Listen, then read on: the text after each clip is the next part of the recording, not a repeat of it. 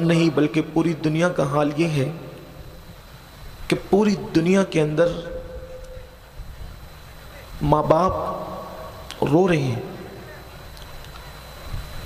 ماں باپ کے رونے کی وجہ یہ ہے کہ کسی کا بیٹا شرابی ہو گیا ہے، کسی کا بیٹا جوا کھیل رہا ہے، کسی کا بیٹا بڑھاپے میں ماں باپ کو چھوڑ کے بھاگ گیا ہے، کسی کا بیٹا چوری کر کے یا کسی کا مرڈر کر کے جیل میں پڑا ہوا ہے، کسی کا بیٹا ماں باپ کو بھیک مانگنے پہ مجبور کر رہا ہے، کسی کا بیٹا شادی ہونے کے بعد اپنی بیوی کے ساتھ اس کے سسرال میں رہنے لگا ہے۔ یعنی کہ یہ ہر گھر کی کہانی ہے، کسی کے کم کسی کے زیادہ ماں باپ رو رہے ہیں اور ان کے آنسو نہیں رک رہے ہیں، خون کے آنسو رو رہے ہیں۔ وہ چاہتے ہیں، مائیں چاہتی ہے کہ ان کو کوئی ایسا مسیحا مل جائے کہ ان کے درد کا مداوا ہو جائے، بہنیں چاہتی ہے کہ ہمارا کھویا ہوا بھائی ہمیں پھر سے واپس مل جائے، ماں باپ چاہتے ہیں ہمارا بچہ ہمیں پھر سے واپس مل جائے۔ وہ چوری چھوڑ دے، وہ بدکاری چھوڑ دے، وہ زناکاری چھوڑ دے، وہ تاش کے پتے چھوڑ دے، وہ برائی چھوڑ دے۔ اس طریقے کے ماں باپ کوشش کر رہے ہیں، ان کے لیے وہ وظیفے بھی کر رہے ہیں، لیکن سچ کہوں تو وظیفے بھی ان کے ناکام ہو گئے۔ اس کے لیے وہ لوگ منتیں بھی مانگ رہے ہیں، لیکن ان کی منتیں بھی اب کام نہیں آ رہی ہے ان کو۔ اس کے لیے وہ تعویذات مانگ رہے ہیں، لیکن تعویذات بھی اثر انداز نہیں ہو رہے ہیں۔ غرض کے اللہ اکبر، اب سوائے رونے کے ان کو کوئی چارہ نظر نہیں آتا، سوائے بے چینی کے ان ماں باپ کو کوئی چارہ نظر نہیں آتا۔ ان ماں باپ کی نیندیں حرام ہو گئی ہے، وہ نیند کی گولیاں کھا رہے ہیں، اس کے بعد بھی ان ماں باپ کو نیند نہیں آتی۔ وہ لوگ راتوں کو تکیے میں منہ چھپا چھپا کر رو رہے ہیں، لیکن اس کے باوجود بھی ان کو نیند نہیں آتی۔ اللہ اللہ، یہ بیٹوں کا حال ہے، اور بیٹیوں کا حال یہ ہے کہ بہت سارے ماں باپ کی بیٹیاں کسی سے لگ چکی ہے، کسی سے ناجائز رشتہ قائم کر چکی ہے۔ اب وہ کہتی ہے کہ میں فلاں ہی کے ساتھ شادی کروں گی، حالانکہ خاندانی معاملات بھی اتنے اچھے نہیں، کاروباری معاملات بھی لڑکے کے اچھے نہیں،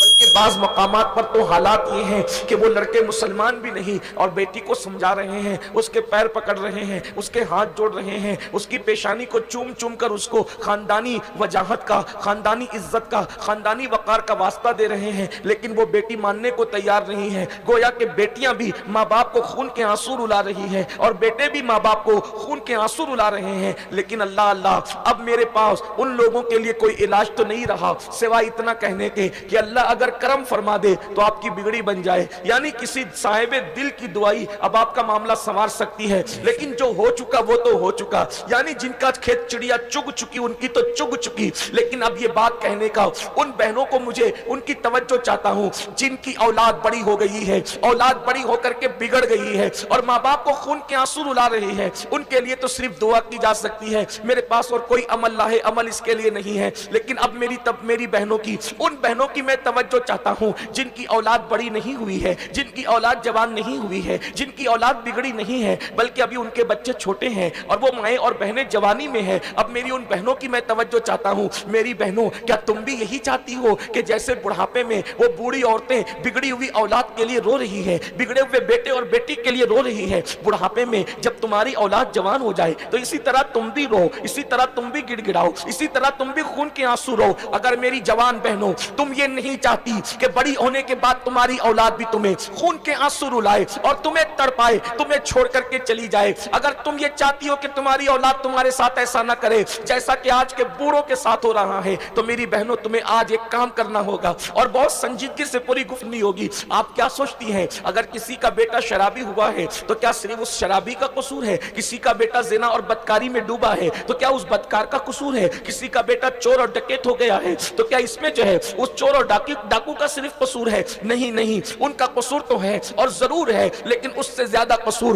ان ظالم ماں باپ کا ہے جنہوں نے اپنی جوانی میں جب ان کے بچے چھوٹے تھے تو اس وقت ان کی تربیت کی طرف دھیان نہیں دیا، اس وقت ان کی تربیت کی کوشش نہیں کی، اس وقت ان کو سنوارنے کی کوشش نہیں کی۔ باپ پورا دن کاروبار پر رہا اور کام کرتا رہا اور پیسے کماتا رہا، اور جب شام کو آتا تھا تو ٹی وی کھول کر کے بیٹھ جاتا تھا یا اپنے دوستوں میں گپے شپے کرنے بیٹھ جاتا تھا۔ کب گپ شپ لگانے بیٹھ جاتا تھا اور ماں پورا دن کچن میں گزار دیتی تھی اور رشتہ داروں میں صرف کر دیتی تھی، اپنے بچوں کی تربیت کی طرف دھیان نہیں دیا، اپنے بچوں کی تربیت کی طرف توجہ نہیں دی، تو آج وہ بوڑھی مائیں اور بوڑھے باپ خون کے آنسو رو رہے ہیں۔ اے خاتون جنت کی کنیزوں، ابھی پالا تمہارے ہاتھ میں ہے، ابھی موقع تمہارے ہاتھ میں ہے کہ تمہارے بچے چھوٹے ہیں، اب تم اس منزل سے بچنا چاہتی ہو تو میرا یہ مشورہ ہے، سنی دعوت اسلامی کے حبلی کے اجتماع کے اندر یہ مشورہ ہے کہ میری بہنوں، اگر تم اس نقصان سے بچنا چاہتی ہو تو اپنے بچوں کی صحیح تربیت کرو، اپنے بچوں کی اچھی تربیت کرو۔ اور آج تربیت کس طریقے سے کرنا چاہیے،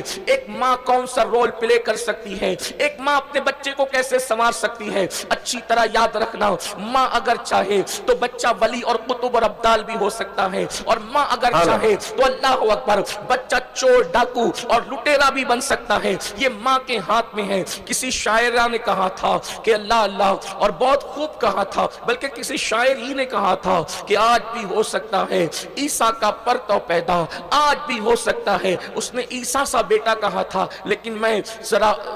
مسئلے کی نزاکت کو دیکھتے ہوئے تھوڑا ترمیم کے ساتھ کہوں، آج بھی ہو سکتا ہے عیسیٰ کا پرتو پیدا، آج بھی ہو سکتا ہے عیسیٰ کا پرتو پیدا، ماں کی گود ہی ملتی نہیں مریم کی طرح، اگر آج بھی ماں کی گود مریم کی طرح ہو جائے تو عیسیٰ تو پیدا نہیں ہو سکتا، لیکن کردار عیسیٰ لے کر کے بیٹا ضرور پیدا ہو سکتا ہے۔ اگر آج بھی ماں فاطمۃ الزہرا کی گود کی طرح محفوظ ہو جائے تو بیٹا اللہ اللہ حسین نہیں تو غلام حسین بن کر کے ضرور پیدا ہو سکتا ہے۔ اگر آج بھی ماں کی گود ماہ نور فاطمہ کی طرح ہو جائے تو بیٹا معین الدین غریب نواز کا غلام سچا ماں باپ کا وفادار پیدا ہو سکتا ہے۔ اگر آج بھی ماں کی گود ام الخیر فاطمہ کی طرح ہو جائے تو آج بھی بیٹا غوث اعظم شیخ عبد القادر جیلانی کا غلام پیدا ہو سکتا ہے۔ اے خاتون جنت کی کنیزوں، اگر آگے خون کے آنسو رونے سے بچنا ہے تو اپنے بچوں کی تربیت کا پلان کرنا ہوگا، اپنے بچوں کی تربیت کا منصوبہ بنانا ہوگا،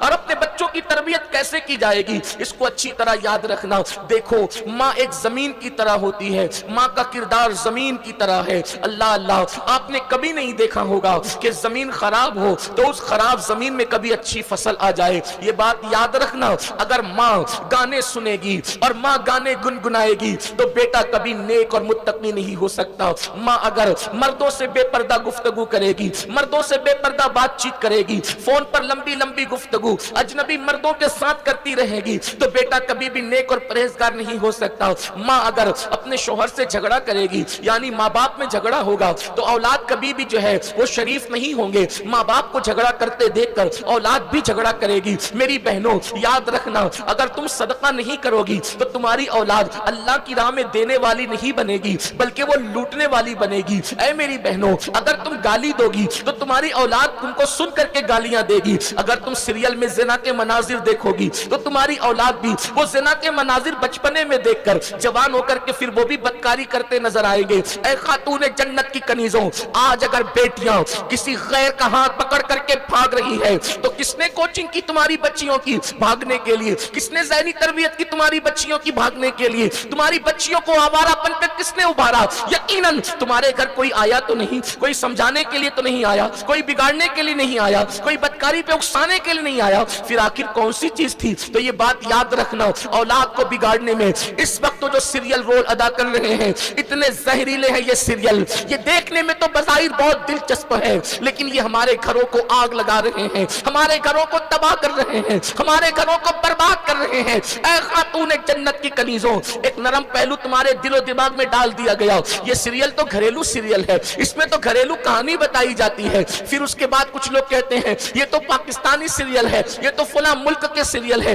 اس میں تو اسلام بھی بتایا جاتا ہے۔ سن لو، ہمیں سیریلوں سے اسلام سیکھنے کی ضرورت نہیں، ہمیں سیریلوں سے دین سیکھنے کی ضرورت نہیں۔ دین سکھائیں گے وہ لوگ جو نچنیے ہیں، دین سکھائیں گے وہ لوگ جو گویے ہیں، دین سکھائیں گے وہ لوگ جو اسکرین پر آ کر کے زنا کرتے ہیں۔ ہمیں سیریلوں سے دین سیکھنے کی ضرورت نہیں، ہمیں دین سکھانے کے لیے محمد رسول اللہ کی ذات کافی ہے، ہمیں دین سکھانے کے لیے اصحاب مصطفیٰ کی ذات کافی ہے، ہمیں دین سکھانے کے لیے اہل بیت کی ذات کافی ہے، ہمیں دین سکھانے کے لیے غوث و خواجہ کی ذات کافی ہے، ہمیں دین سکھانے کے لیے صوفیاء کی ذات کافی ہے۔ ہم سیریل سے دین سیکھ رہے ہیں۔